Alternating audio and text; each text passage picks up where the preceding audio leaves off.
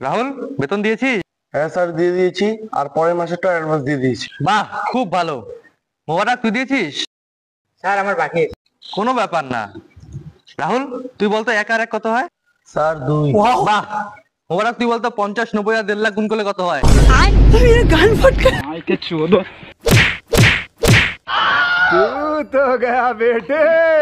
তুমি বলো ক্যাট বানাম। Sir CAT cat. বাহ, এই না হলো আমার স্টুডেন্ট। তুই বানাম বল। জিগরি ডম ডম ইয়েস ইয়েস।